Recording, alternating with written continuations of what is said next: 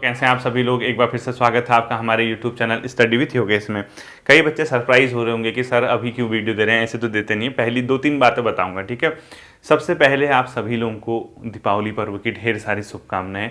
उम्मीद करता हूं कि इस दीपावली जैसे आप जो तैयारी कर रहे हैं वो दीपावली में भी आपकी तैयारी जारी रहेगी और आप लोग अपना जो मुकाम है इस बार पा ही लेंगे। मतलब एन के इन प्रकार में बार बार कह रहा हूँ, मुझे उम्मीद है कि इस बार आप कुछ ना कुछ अच्छा ही करेंगे, ठीक है। तो बहुत ज़्यादा प्रेशर भी मत लीजिए। जैसे एक आध हफ्ता अगर अपने आप को रिलैक्स भी देते हो ना, कई बच्चे जैसे गांव के हैं, मतलब गांव घरों के हैं, लाइक कभी बाहर आते हैं पढ़ने के लिए, जैसे कोई देहरादून में है, कई उधम सिंह नगर में है, कई हल्द्वानी में है, तो घर वगैरह जाते हैं। तो पढ़ाई है करके इतना भी बर्डन नहीं लेना है कि हम घर दीपावली सेलिब्रेट करने ही ना जाएं, ठीक है। ऐसा नहीं करना है। देखो एक हफ्ता रेस्ट ले भी लोगे ना, थोड़ा माइंड फ्रेश हो जाएगा। माइंड फ्रेश जब होगा तब दोबारा इस फील्ड पर आओगे, दोबारा तैयारी करने के लिए आओगे, तो जो आपकी एफिशिएंसी है, जो आपकी एक प्रकार की जो पावर है पढ़ने की, या जो आप जितना आप काम करते हो वो बेटर मतलब एक माइंड से कर पाएंगे, एक जो अपने आप के रिलैक्स माइंड से कर पाएंगे। और रिलैक्स जो चीज़ें होती हैं वो बहुत फायदेमंद होती है, हमेशा इस चीज़ को ध्यान रखना है, ठीक है। तो कोई भी छात्र कभी ये ना सोचे कि यार दीपावली भी छोड़ो, इस बार नहीं मनाते हैं, अगली बार मनाएंगे। ये वो अपना फेस्टिवल है, मनाना चाहिए। जैसे भी हो 2-4 किताबें अगर 1-2 दिन के लिए दूर भी रख दोगे तो कोई बड़ी बात नहीं है, ठीक है। आज कितनी तारीख होगी, 19 होगी, 20, 21 को मैं खुद भी घर जाऊंगा। यानी मैं जबकि नवरात्र में मैंने कहा था ना इस बार अक्टूबर थोड़ा सा डिस्टर्ब ही रहेगा, बट मैं कभी आपको एहसास नहीं होने दूंगा कि मैं आपको क्लास नहीं दे रहा हूँ, या 6 दिन की छुट्टी, 7 दिन की छुट्टी। 1-2 क्लासेस मिस जरूर हो सकती हैं, लेकिन इतना आपको एडजस्ट करना होगा। 24 को आपको दीपावली है, आप सभी जानते हैं, तो उसकी आप लोगों को सभी को अग्रिम शुभकामनाएं। तो 2-3 चीज़ें कहना चाहूँगा मैं, ठीक है, इस वीडियो के माध्यम से। एक तो टेस्ट सीरीज वाला जो कॉन्सेप्ट है वो थोड़ा सा ध्यान देना, आप लोगों से रिक्वेस्ट है, थोड़ा सा संयम रखना। टेलीग्राम पे टेस्ट सीरीज होती है, आप जानते हैं, हर 2-3 दिन छोड़ के मैं पेपर देता हूँ। बाद में नवंबर यानी 10 नवंबर के बाद मैं फ्री हूँ, याद रखना इस चीज़ को। 10 नवंबर के बाद जो मेरा काम है थोड़ा सा हल्का हो जाएगा। इस दौरान मैं बहुत ज़्यादा बिजी हूँ, बहुत ज़्यादा। और ये अभी से नहीं, पिछले अक्टूबर से, यानी 1 अक्टूबर से मैं लगातार बिजी हूँ, क्योंकि नवरात्र में मैंने बताया था कि भंडारा किया था मैंने कोटगाड़ी मंदिर में, कई बच्चे यहाँ मिलने भी आए थे। उससे पहले क्योंकि 8 या 10 दिन की छुट्टी गया था, तो उस छुट्टी के लिए होता क्या है, पहले से एडवांस वीडियो बनानी होती। तो उन दिनों यानी 15 सितंबर या 20 सितंबर से मैंने लगातार 2-2 क्लासेस बनाई हैं, एक एडवांस एक रेगुलर, एक एडवांस एक रेगुलर। तो बहुत हेक्टिक शेड्यूल, ठीक है। उसके बाद दीपावली भी उसी माह में है। फिर जैसे 5-7-10 दिन के लिए आना, अपनी कार्यस्थली पे आना, अपनी जॉब पे जाना, उसके लिए फिर 2-2 वीडियो, यानी एक घर के लिए, एक यहाँ, एक घर के लिए, मतलब एक प्रकार का शेड्यूल टाइप का जो कह सकते हैं आप लोग, ठीक है। तो ये हो गया। तो इस वजह से जैसे आने वाला 1 हफ्ता है दीपावली वाला, थोड़ा सा टेस्ट सीरीज अगर आपकी नहीं भी आएंगी, आप लोग परेशान मत होइएगा, क्योंकि नवंबर 10 के बाद मैं फ्री सा हूँ। फ्री सा मतलब का थोड़ा सा आपको टाइम दे सकता हूँ। अगर मैं तब 100 नंबर का टोटली यूकेपीएससी के पैटर्न के अकॉर्डिंग भी पेपर बनाऊंगा तो उसमें भी कोई बुराई नहीं है। यानी कंप्लीट यूकेपीएससी के अकॉर्डिंग अगर आपका पेपर बनता है तो भी फायदेमंद है। और अभी 28, 27, 28, 29 तक मैं बिजी हूँ। आप लोग से आप थोड़ा सा रिक्वेस्ट है कि एडजस्ट कर लेना। और जितना मैं समझ पाता हूँ पूरा डेडिकेट होके, पूरा डेडिकेशन के साथ मैंने आप लोगों के लिए काम किया है। और इस दौरान अगर टेस्ट सीरीज नहीं भी आ पाएगी, आपको टॉपिक मिल जाएगा। यानी आपको टॉपिक ऐसा नहीं कि स्किप कर दे, सर नहीं पढ़ा रहे, आपको तो बच्चों पढ़ने से मतलब है ना। टेस्ट सीरीज तो मैं उसके बाद दे दूंगा घर से आके, और घर पे आके टाइपिंग तो कोई भी कर लेगा, लेकिन क्वेश्चन कैसे छाटूंगा, यहाँ से कहाँ किताबें लेके जाऊँ, थोड़ा सा रिलैक्स, थोड़ा फैमिली को टाइम देना होता है, ये सब हो जाता है, ठीक है। तो बाकी जो बच्चे नहीं जुड़े, कई बच्चे अभी भी नहीं जुड़े, वो पर्सनल जो नंबर दिया था उस पर मैसेज है, उस पर कॉल कर रहे हैं, उस पर कॉल लगेगा नहीं, मैसेज और रिप्लाई होगा नहीं। वैसे आपसे मैंने कहा कि उस नंबर पर टेलीग्राम मैसेज करना है, यानी 81 26 20 60 68, इस नंबर पे इनबॉक्स ना करते हुए, टेक्स्ट मैसेज ना करते हुए टेलीग्राम मैसेज करना है। टेलीग्राम मैसेज के माध्यम से अगर आप लिंक मांगोगे उनसे, जो यहाँ इसको डील कर रहे हैं, उनसे कहना कि सर लिंक दे दीजिए हमें टेस्ट का, ठीक है। तो 28-29 के बाद जब मैं आ जाऊंगा, रिटर्न हो जाऊंगा, आप लोग भी थोड़ा सा रिफ्रेश हो जाओगे, तो आप लोगों का धीरे से उसके बाद जो मतलब टेस्ट सीरीज है आपकी शुरू हो जाएगी। फिर हम जो है टोटल ही टाइम दे देंगे, क्योंकि उसके बाद लगभग होली तक मुझे कहीं नहीं जाना होगा। तो मैं आप लोगों के लिए, मैंने आपसे ये भी कहा है कि जो दिसंबर का माह है वहाँ पे ज़्यादा समय आप लोगों को दे पाऊंगा, थोड़ा सा टेस्ट उसको जो जीएस वाला पोर्शन है, ठीक है। तो इतना मैं उम्मीद करता हूं कि आप लोग इसको समझ पाए होंगे। बाकी एक चीज आपको बताना चाहूंगा, कई बच्चे ये पटवारी जो लेखपाल की भर्ती आई है इसके पदों को लेकर कंफ्यूज हैं, ठीक है। आपको थोड़ा सा मैं बता देना चाहता हूं बच्चों, दो प्रकार के रिजर्वेशन को लेकर, ठीक है। नंबर ऑफ सीट उनको पता ही नहीं चल पा रही कहां कितनी, एक होता है वर्टिकल, एक होता है हॉरिजॉन्टल, ठीक है। ये आपको सब पता होगा, ऊर्ध्वाधर और क्षैतिज आरक्षण। मैं आपको बता देता हूं इसका फॉर्मूला क्या है। देखिए, ये बनता है किसी भी विभाग में ढांचा देखा जाता है, स्ट्रक्चर देखा जाता है कि उसमें एससी के लिए कितनी, एसटी के लिए कितनी, ओबीसी के लिए कितनी, जनरल के लिए कितनी, इतना ही देखा जाता है उसमें, ठीक है। यानी एससी, एसटी, ओबीसी और जनरल, ये जो नंबर ऑफ सीट दिखे जाते हैं ये वर्टिकल होता है। मतलब अगर किसी विभाग में 100 पद आ रहे हैं तो इसको रिजर्व कर देंगे विज्ञापन में, एससी के लिए इतनी, एसटी के लिए इतनी, ओबीसी के लिए इतनी, जनरल के लिए इतनी, इस हिसाब से, ठीक है।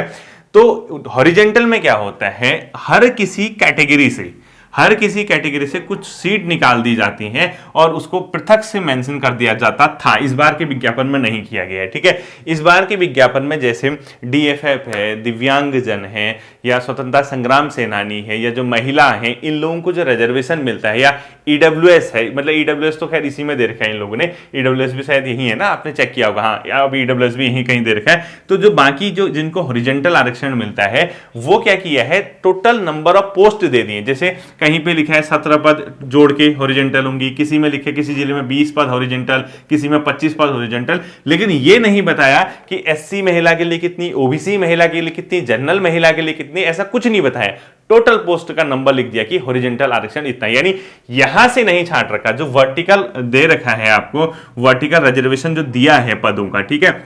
जैसे ऐसे दे रखा है, एससी के लिए सपोज 5 सीट दे दी, एसटी के लिए सपोज 4 दे दी, ओबीसी के लिए सपोज 8 दे दी, अनारक्षित सपोज 12 दे दी। तो ऐसा किया जाता था पहले से। जो हॉरिजॉन्टल रिजर्वेशन था इसमें महिलाओं की दे दी जाती थी, इसमें भी दे दी जाती थी, जो भी अलग अलग हॉरिजॉन्टल कैटेगरी वाले सबकी दे दी जाती थी। इस बार ऐसा नहीं किया है। इस बार हॉरिजॉन्टल आरक्षण में टोटल पद दे दिए, लेकिन वो पद जैसे हैं, सपोज हॉरिजॉन्टल में 20 पद आरक्षित हैं, ये किस किस के होंगे ये कहीं नहीं बता रखा है, ठीक है। कई बच्चों को ये कंफ्यूज है, 20 महिला लिखा है तो सारी की सारी सामान्य महिला होंगी, ऐसा नहीं है। वो बाद में मुझे लगता है कि मेंशन किया जाएगा, बाद में खोला जाएगा किसके लिए कितने पद है। शायद ही, मुझे जहां तक लग रहा है, जो महिला आरक्षण वाला इश्यू है, हो सकता है कि इस वजह से ये खोला ना गया हो, लेकिन ये कंफ्यूज है, ठीक है। अब बच्चों को ये पता नहीं चल पा रहा कि फॉर्म किस जिले से भरे, पदों को काउंट करने में लगे। कई तो ऐसे हैं जिसने ये कहा कि यार नैनीताल में 26 पोस्ट हैं तो यहां से नहीं भरता हूं, या उधम सिंह नगर में इतने पद हैं, हरिद्वार में इतने हैं, अल्मोड़ा में इतने, पिथौरागढ़ में इतने। देखो, मैं पर्सनली किसी को कोई सजेस्ट नहीं करूंगा कि आप किस जिले से भरिए, क्योंकि आप सभी तो मेरे छात्र हैं। अब मैं कैसे किसी के साथ, मतलब ये किस आधार पर कह सकता हूँ कि इस जिले की मेरिट इतनी जाएगी, इस जिले की, ये तो तर्कहीन बातें हैं ना, कि अगर मैं यहाँ पे खड़े होकर, इस मंच पे खड़े होकर ये कहूं आप इस जिले से भरिए, इसकी मेरिट इतनी जा सकती है, इसकी ज्यादा, ऐसा कुछ नहीं है बच्चों। कंपटीशन 100% है, कंपटीशन 100% से ज्यादा है। हर कोई पढ़ने वाला छात्र है, हर कोई अपने मतलब नौकरी की चाह में है, हर कोई मेहनत कर रहा है। तो हम पेपर जब तक हो नहीं जाता, जब तक पेपर ना हो जाए, जब तक ये पता ना चले कि इस जिले में कितने कैंडिडेट हैं, या उन कैंडिडेट में कौन कितना पढ़ता था, कौन कितना मेहनती है, कौन कितने मार्क्स ला रहा है, कैसे कह देंगे भाई इस जिले की कम जाएगी, इस जिले की ज्यादा जाएगी। वो तो गोपनीय है ना, कौन किस जिले से भर रहा है, वो उसका इश्यू है। तो ये मिथक, ये एक प्रकार की जो आपकी सोच है कि यार इस जिले की कम जा सकती है, यहां से भरता हूं, ऐसा वैसा, ऐसा कुछ नहीं है।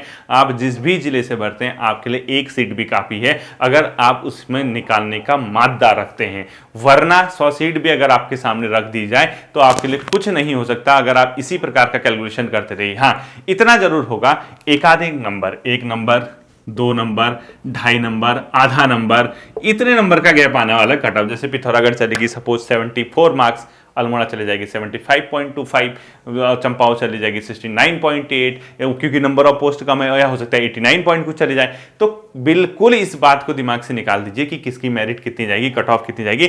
नंबर ऑफ सीट का मैं आपको सिंपल सा फॉर्मूला बता दे रहा कि जो वर्टिकल आरक्षण के अलावा जो हॉरिजॉन्टल आरक्षण दिया हुआ है, आपको बच्चों को कंफ्यूजन ये है, तो हर कोई ये करना, देख लेना कि जो हॉरिजॉन्टल आरक्षण उस जिले में दिया है वो सिर्फ उसी के लिए नहीं है। उसमें ये याद रखना कि जैसे सपोज ओबीसी की कहीं पे 8 सीटें हैं, ऐसे दे रखा है ओबीसी 8, तो ये मत समझना कि प्रॉपर ओबीसी 8 होंगी, इसमें ओबीसी महिला भी हो सकती है, एक आध सीट, यानी 2 पद हो सकता है कि ओबीसी महिला के हों, ठीक है।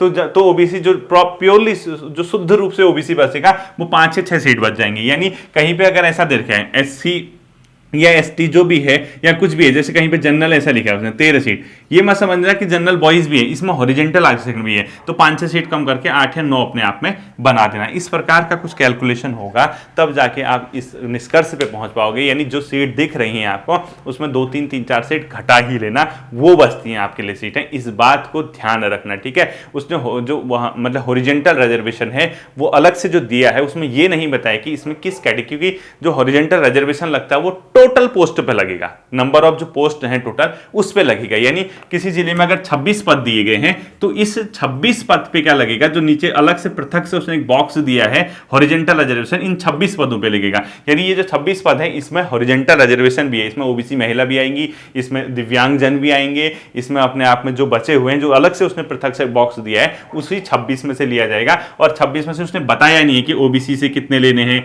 एससी से कितने लेने हैं, एसटी से कितने लेने हैं, जनरल से कितने लेने, ये कुछ भी नहीं बताया, ये पृथक से दे रखा है, शायद इसी वजह से नहीं दिया होगा।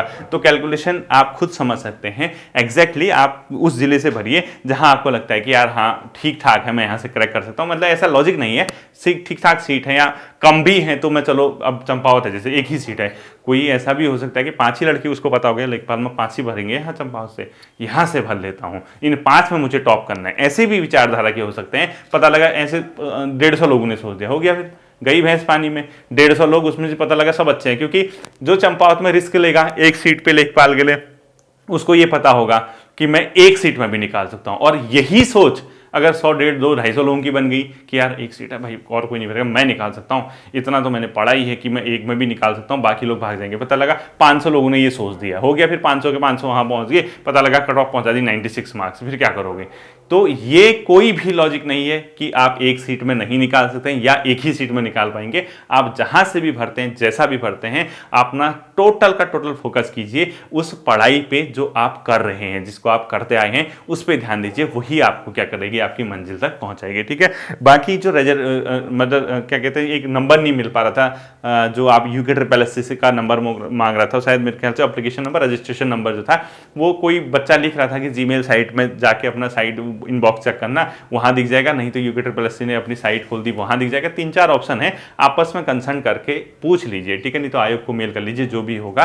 तो उम्मीद करता हूं ये चीज आप समझ पाए होंगे। आप लोग अपना ध्यान रखिए, दीपावली में भी आपको प्रॉपरली क्लासेस मिलेंगी, भले एक आध दिन स्किप हो जाए लेकिन मिलेंगी क्लास, ठीक है। तो आप सभी को दीपावली की शुभकामनाएं, फिर मिलते हैं अगले सेशन पे, अपना ध्यान रखिएगा, थैंक यू।